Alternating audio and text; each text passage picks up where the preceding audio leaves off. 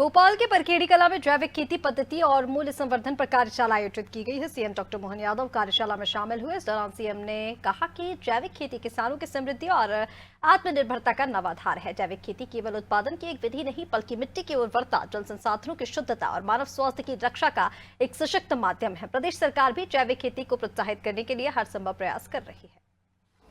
मध्य प्रदेश सरकार किसानों की आय बढ़ाने के लिए खास करके हमारे अपने राज्य के अंदर सभी प्रकार की संभावना, जिसमें जैविक खेती, प्राकृतिक खेती को बढ़ा करके किसानों की आय बढ़ाने के लिए और दुनिया के लोगों का स्वास्थ्य अच्छा रखने के लिए मध्य प्रदेश से वैसे भी फूड बास्केट है लोगों का।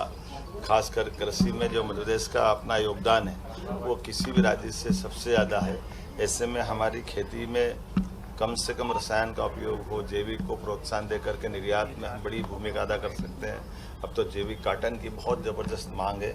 ऐसे में इन सारी बातों को प्रोत्साहन देने के लिए पूरे वर्ष का कार्यक्रम बनाने के लिए मैंने विभाग से कार्यशाला आयोजित करने का कहा था और वो कार्यशाला आयोजित करके आने वाले समय में कृषि आधारित नए उद्योगों की श्रृंखला प्रदेश भर में तैयार हो।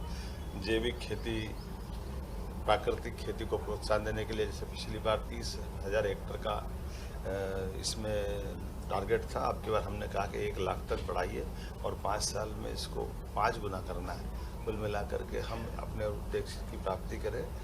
मैं अपनी सरकार की ओर से कह सकता हूँ कि ये हमारा कृषि आधारित किसानों का राज्य है।